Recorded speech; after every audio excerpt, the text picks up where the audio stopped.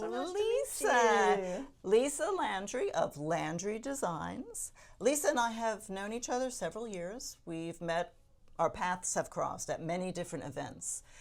Lisa is a designer, and her business is all about designing commercial spaces, more specifically, multifamily. And is it really specifically the leasing office itself? We do the leasing office. We also do the model unit, exterior paint renderings, pool furniture, help with amenities, even help with rebranding and relogoing and renaming, all the kinds of things that a property owner does when they take over. So I've seen a lot of Lisa's work, whether it's LinkedIn, Facebook, and I thought we just needed to get here. We needed to get to her space, her office, and meet her and see what's going on here, all the great work that she's doing. Happy to have you. So Lisa told me in our meeting a few key things. Bold. Bold is it, Lisa? Is that it? Yes, I think that's what Landry Designs is known for, is how can we make a lot of drama when people first come to a property. When residents, potential residents come to a property, when current residents are there, how does the property look, feel, smell, sound? All those things are super important. So what Landry Designs is known for is really eye-catching, dramatic, first impression spaces. So a lot of times we do start with the leasing office because that's the first place that the potential residents are coming in. We even look at directional signage, and we're on the property really assessing everything about it. But I think the leasing office is like the hub of the wheel. So it's a great place to start because that first impression when somebody walks through that door, you have about 15 seconds and they decide if they even might want to consider living there or not. True, huh? And we find that in the multifamily business, a lot of the ownership teams and managers are men, and they spend a lot of their CapEx budget on construction elements and things around the property that maybe are just more fun for guys to do, but don't always allow enough budget to do the design work, which is what transforms the space. So we recommend leaving some money there because if it's a couple coming in, a lot of times it's the woman who will make the final decision about, do I feel comfortable living here or not? And we want to make sure that the leasing office looks great. That was the key point when we were discussing most recently. We were at an event here in Dallas, and she mentioned that, and I thought, well, of course. I probably always knew that, but it never actually made it to the forefront. It is a woman. It's as similar as residential, right? Yes. They say the woman will drive, she'll look at the kitchen or the bathroom, and she drives the purchase. So when we're talking about renting, she's walking into a leasing center as her first experience with this large property, and she's going to know, does it feel cozy? Does it feel like where she belongs? Yeah. And even the smallest thing, like what does the doormat look like when they walk up? And what does the door itself look like? Is it clean and freshly painted? What does the door handle and hardware look like? Is it maintained? Then when that door is open to the leasing office, does it squeak? That's just these subconscious things that say whether a property is maintained or not. If you're not maintaining that jewel in the center of the property, you're probably not maintaining the units. So we check for all those things in addition to how visually it looks. And then also when they come in, does someone stand to greet them? Does someone make eye contact and shake hands with them when they come in? Those are little things that don't cost anything, but they make a big impression on people who are looking at multiple properties in one day. So true. So they're driving from place to place. Little things like, we don't want to walk in and see the desk, which is usually pretty messy. We want to walk into the leasing office and see a lounge of some sort and have the desk offset to the side.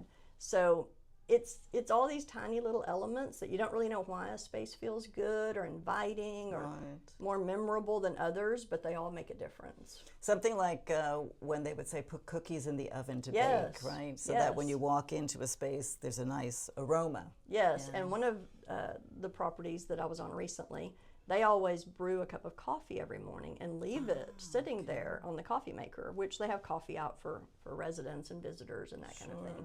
But they leave one sitting there just so that it smells like fresh coffee, like when you come in, which is nice. Several years ago, maybe 3 years ago, there's a property not too far from my usual driving path, and they unfortunately had a fire.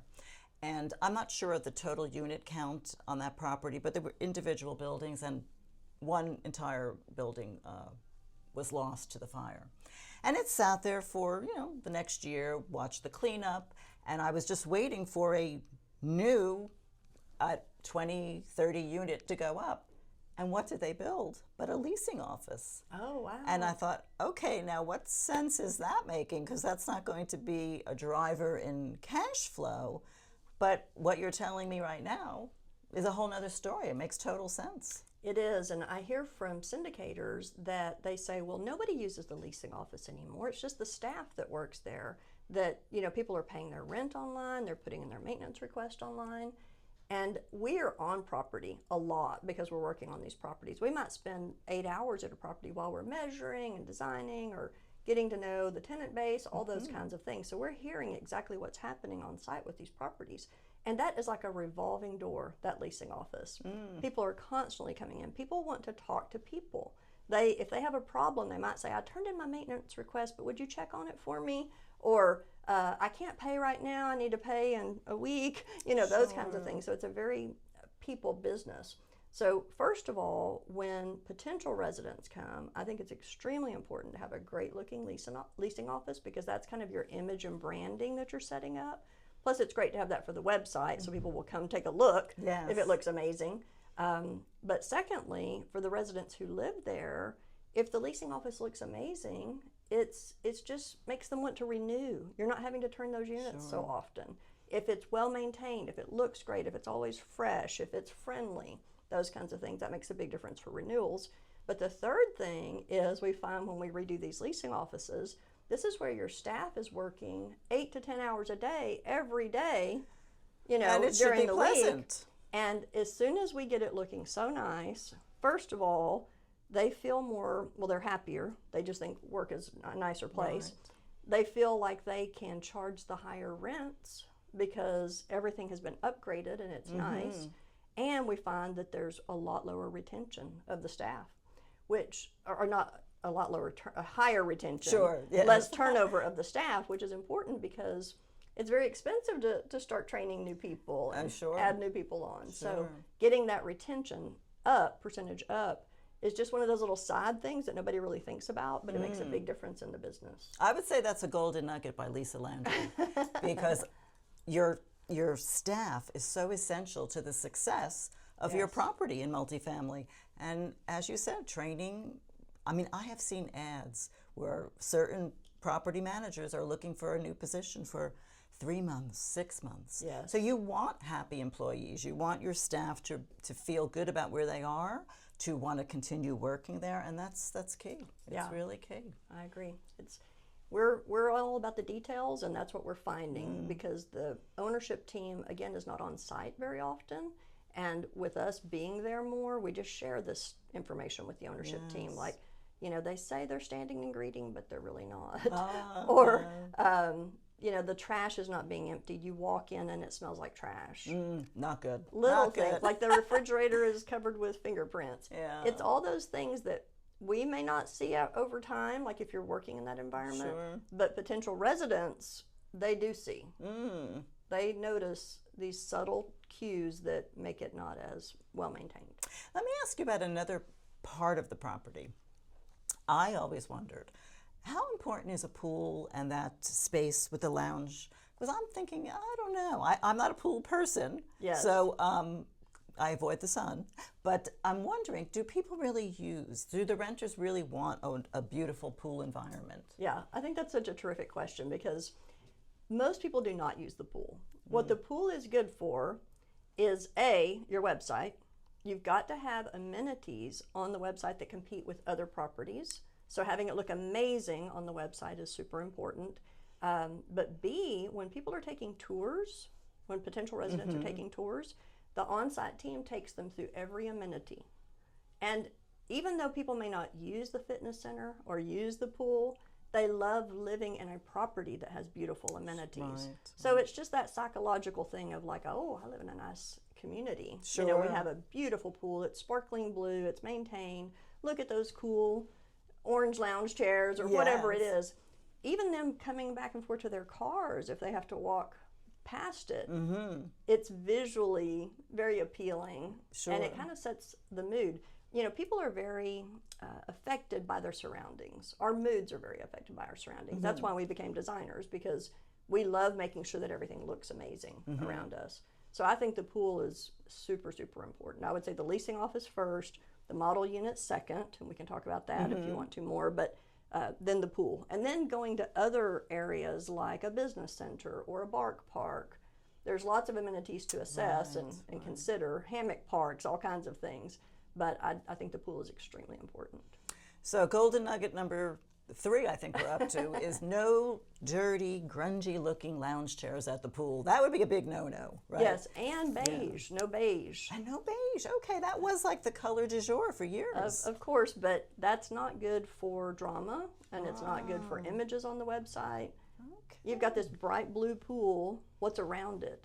And so when we're looking at pool furniture, which we do sell pool furniture and we redo pool areas all the time, we're thinking, okay, well, what's the brick color? Or what's the stucco color? Or are you changing it? Are you painting it? If you're not, this is an area that people get into trouble a lot of times. They'll just go buy some like neutral furniture and throw it out there because they don't know what to do. That's what I would have thought. And you're just losing that opportunity for drama where if it's red brick, we don't want, let's say, red or orange or something in the furnishings. What's the complementary color to that on the color wheel, and how can we make, you know, some drama in the space? That's an excellent point, because I really would have thought, let's just go for beige or grays, right? The beige gray, and just go neutral. But that's an excellent point. So we have to add more drama and boldness into our lives. Yes, for sure. That's what's memorable. That's the key. Yes. You brought up another good point, the exercise facility, the gym. How well is that used? Not much at all, typically. Maybe in A class it is more, but we work on A, B, and C communities. And in B and C, this is more working class typically, and they're just working all the time, and it might get used some, but just not a lot. But again, it's super important to have for the website and on your amenities list and for the tours. Right. So we do murals in there, we do cool art, we do great carpet, we do interesting paint, you know, neat lighting in there. There's so many things you can do to make it memorable and dramatic. It's just a good feeling. Yeah. I know I have been to hotels, and if you go to the gym and it's something about it, whether it has like an odor to it, or potentially the equipment looks really worn out and unmaintained, it doesn't give you a great feeling. And then as you leave and you're going back to your room, you're just not feeling good about it. Or if the windows aren't clean, or if the carpet's not clean, or if the trashes haven't been emptied. Regarding trash, for another example, is I always go to the bark parks when I go on properties. And people think, oh, well, it's just the bark park. It's already done. It's done. But I always go check the trash stations, the waste stations, to see if they're emptied. Those should be emptied every morning. And the property should be picked up every day also, you know, in the bark park area, cleaned up. And many cases, that lid might be shut, but people have just been cramming stuff down into the waste station. Not good. That just shows you that maybe your maintenance is picking up all the bigger stuff that you can see, but where it's hidden, they're not getting it. But residents are seeing that when they're using it. I mean, if you're a pet owner or a pet lover, that's not going to give you a very good impression at all. Right. And so your pet is your family. Yes. Yeah. Right. So true. Well, why don't we take a walk around and see your studio a little bit more. Sounds good. We're going to talk about some other interesting things. Okay, let's do it. Let's go this direction. You can lead us. Okay, I'll bring you around this way. Yeah. This is our training room here. And this is where we have vendors come in and do trainings with us. Our team does design training. So we just have a large studio. We're a working studio. We're not a retail store. And so we're doing designs in the studio and then presenting to the customer. If they're local, they'll come in and we'll present the designs on the big screen, which is really fun. Oh, I can to imagine. see all their favorites and pick their favorites. And if they're out of area, because we do properties across the country, then we present via Zoom. Oh, what would we do without Zoom? I know. Right, exactly, right. Makes it nice. Yeah, because you just mentioned you're doing a large portfolio on the East Coast. Yes, right? We are. So you're not just Texas-based. Yes. Although your facility is here, but you're working all across the country. Yeah, and we have a lot of friends, multifamily friends, in the DFW area that we have worked with for many years, and we love working with everybody in DFW, but what we find is they'll start buying in other areas. They might buy in Atlanta or Alabama or Arizona or Pennsylvania, Tennessee, just all around San Antonio, Houston, and we just go. We just follow them wherever they buy. They've worked with you, they trust you, and they just want to Yes. keep the good stuff keep coming, right? Yes. Keep it And rolling. And once we've set up a system for a particular state, because we need receivers there, we actually sell all the furnishings for everything that we're doing, not the construction elements, but the furnishings. So we work with your contractor on things that might need to be done construction-wise. But all the furnishings are shipped to us. We open them, inspect them, build them. Oh, okay. All of those things are done by us, so we receive everything. When everything comes in and it's ready, then we deliver it all at once. We have trucks that we deliver in. And your designer, your multifamily specialist, is there on site during that process. Oh, that's which is very important. different. Crucial, I would say. Yeah. Right, crucial, rather than it just being delivered and put Yes. wherever. And there are designers who just keep shipping things to the property, and things get lost, or they get opened and they were broken, or they were damaged, and then nobody knows about it, and then they're trying to send things back. And we oversee all of that, the whole receiving, tracking, ordering, every single thing from beginning to end. We're trying to take off the syndicator's plate. Good way to put it. Making their job a little bit less stressful because you're Yes. taking over that whole piece. Yeah, and when you Yeah. take on a new property, there's so much. I mean, there's so many things you have to do. And so we actually like to get involved at the beginning, like in that LOI phase, where we can help you with a budget placeholder for your underwriting and your business plan. At least give you an idea of what we think it would cost so that you can hold that spot. We even have some syndicators that when they're doing raises, they want us to go ahead and do some renderings that they can use in their webinar Oh, I for their didn't- capital raise, you know, to give an idea of what it sure, could look like. So sure. we've done that in many cases. And we just walk it all the way through from day one. As soon as you've made your selections, once we presented designs to you, as soon as you've made your selections, you don't have to worry about it. We track it all the way through, receive everything, take care of it, go deliver it for the big reveal day. Right, huh. And it's kind of one-stop shopping. Two more things that I really didn't know. Very important, golden nuggets, let's call them. The receiving. You don't want it coming piecemeal to your property. You want it all at once. You want someone from Lisa's team to come there, check it, know that it's all what you wanted, unpackage it. We do. Put it where it goes, right? We bring installers where we're placing everything. I mean, a rug being off 6 inches to us is a big deal. It needs to be exactly right, you know, for the way we've set it up. So we're there making sure everything's done right. We hang all the art, if there's window treatments, place all the accessories, check everything. We can even help with professional photography once it's done so that can go immediately on the website. Excellent. We're excellent. really kind of one-stop shopping from beginning to end. And I also didn't realize that you would do renderings in that LOA phase, or when they're doing their webinar. If a syndication team is Yes. putting together a webinar, looking for investors or showing investors all that they're bringing to the deal, that's excellent. You would actually provide renderings what it could be. Yeah, once they're awarded the deal and then they're doing their raise, that's Sure. when they're ready to get started. Present it. So Yeah, excellent. I think people are so used to doing all of that for their construction elements of the property, and sometimes this falls through the cracks, but it's really it's the facing thing of your property. It's the thing people are Absolutely. seeing, so we feel like it's super important. Yeah, yeah. Let's see what else you can show us. We'll walk through here. We just have design rooms throughout. If you want to Oh, look like in the little here. candy shop. Yeah. Oh gosh, yeah. So we've got lots of fabrics in here and Right. all the way through. I would think most men would probably take a peek and quickly leave. Yes. And most women that are more inclined to enjoy fabrics and textures, Yeah. give me might a want to seat stay. and Yes. And it's funny because sometimes it's that way. It's usually that way where the women want to really see all the details. But we have a lot of men too that are very involved in the design. They love design, and so it just really depends. Right. Yeah, I don't mean to be a specific, It's more putting someone to the common. gender, right? Yes. It's just what is the basically It's in more general, common. right? In general. And then we'll walk through here.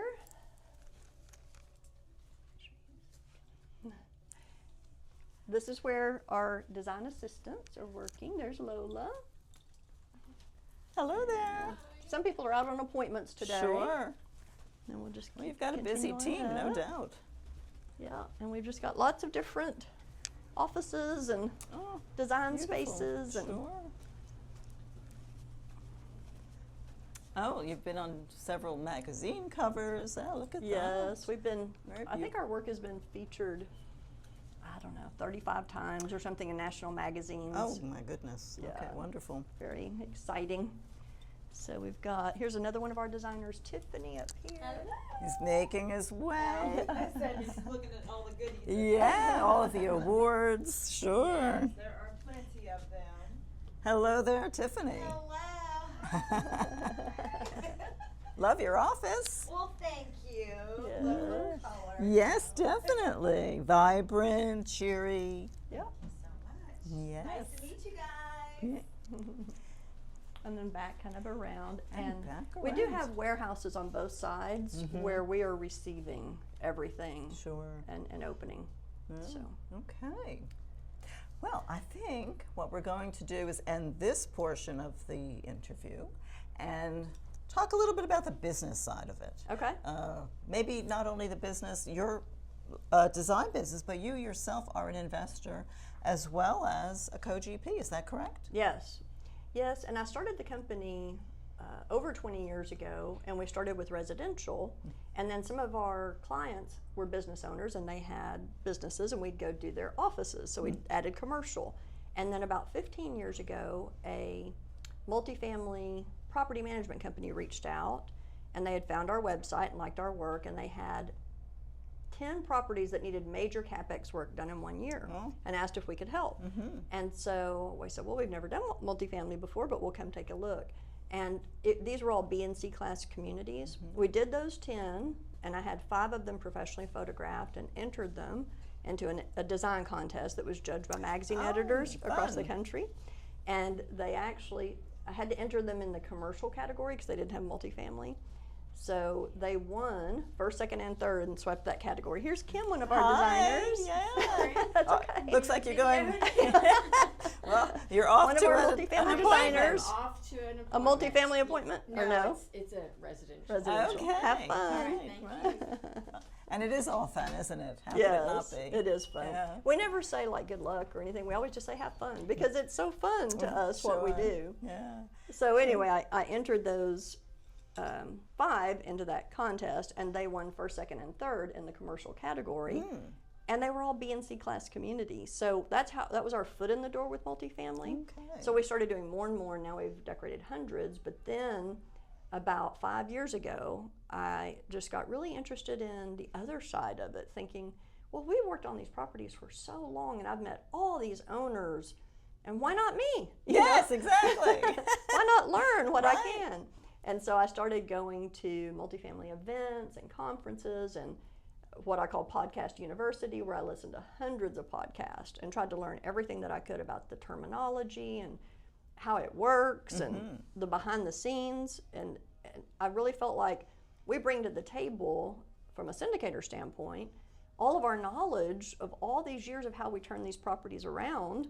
How do we get the occupancy up super fast? I didn't know the word NOI at the time, or the term NOI at the time, but that's what we were doing, is getting the occupancy up really fast, getting really low turnover of current residents and really low turnover of staff. So those were the 3 things that we knew. And so I just started getting to know people in the industry, and ended up being, and I am, a GP in 2 deals in Dallas. Oh. I'm a full-time asset manager on one of them. Okay. And on the other one, I assist with the asset management. So that's just been invaluable Sure. to our team to see how we read the financials and how we really look at where all the budget goes, and not just the design portion, but the big picture. How do we turn a property around? And I mean, even more than ever, I feel like the design is such an integral part. Sure. Even branding and imaging and the directional signage, like we were talking about. If you can't find the leasing office, they're going to just leave. Yeah. Right.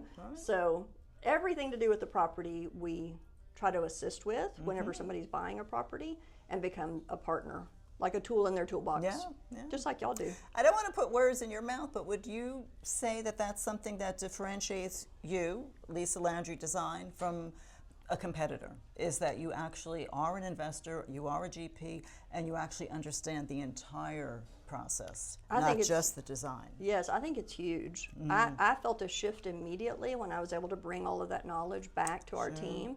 I figured out what questions should we be asking when somebody's buying a property. We dig in a lot more at the beginning now than we did before because I know all the other side of it. So we really want to make sure that, you know, we're adding value to the property. How do we increase the value fast? And I do think that sets us apart. Yeah, makes sense.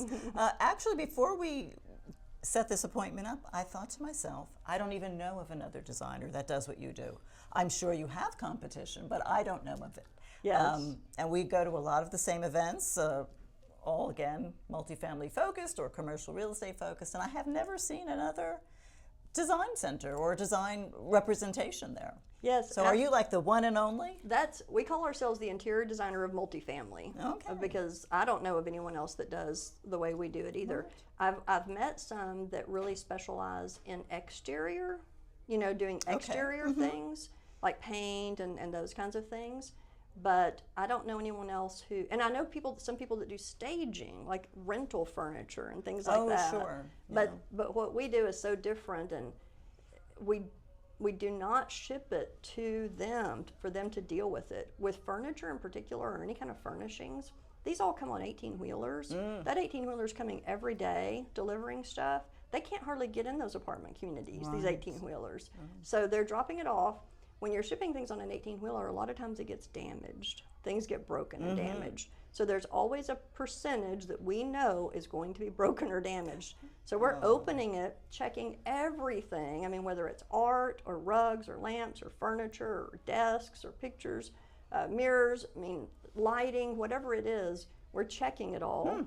And taking care of the returns and the replacement and all of that, which is so time consuming. And that is not only time consuming, but frustrating. Yes. And just let's come up with a couple of words, right? Annoying. It's the last thing you want to be doing, really. Well, as a syndicator, who wants to deal with that? You don't. And your on-site property management team, the property management company, they don't want to deal with that either. No, you know, so whatever we can do to take that off and just handle it and just have it be beautiful. It's installed, it's done. Right. You don't have to worry about it for another 5 to 10 years, depending on how much wear and tear it takes. Right. You know, how much your community has wear and tear on it. But it's what people tell us is after they've done it the first time with us, like, why was I trying to do it either myself, which is what a lot of people try to do. They'll have someone's wife or maybe an on-site team member try to do it, and they'll go try to buy things at a furniture store. Sure. Oh, and we can always tell. I bet you it can. just looks so DIY. It's just I not bet you can. finished, and it's not something maybe to put on the website that looks amazing. Right. It's kind of an afterthought process that they do. Right. Well, so many of us, and again, I'm going to do the gender thing here, but so many of us women, we feel like we're all great designers, right? Yes. You know, I work well with colors and furnishings, etc. But the truth is there is skill and an art and a science to design. Yes. And, to deny it is wrong. I mean, there just is, and that's the way it goes. Even the traffic path. Yeah.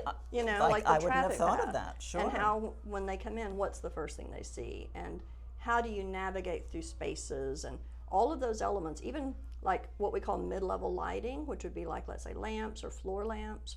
Overhead lighting casts shadows on your face and on everything that you do, and it also makes you look older and tired and that kind of thing. So if we have mid-level lighting throughout a space, you walk in and it just feels real inviting, and you don't know why, but it makes everybody look better, feel better. And so, for example, in a model unit, which we do a lot of model units as well, we're always making sure that every morning the on-site team is going and checking the exterior, the breezeway. That breezeway should be spotless, that whole breezeway. The door, the mat, opening the door, again, it doesn't squeak. What does it smell like in there? Did you turn on all the lamps that morning and all the lights? It should be super bright to show it. So you're not doing that when you're showing it, you're doing it first thing in the morning, ahead of any showings or tours. Great point, great point. And you certainly don't want the team that's repairing your roof, repairing the asphalt, construction people, right? The construction team, they know their skill set, they're not designers. And so to make that crossover would be a huge mistake. Yes, and we love working with the construction team, the contractors, because even though we don't do construction, we'll help pick the paint, we'll help pick the exterior, rock, or whatever you're going to be changing if you need to, the stucco color, even landscaping. What color landscaping should you use to go with your brick or your stone? What color signage? What kind of logo?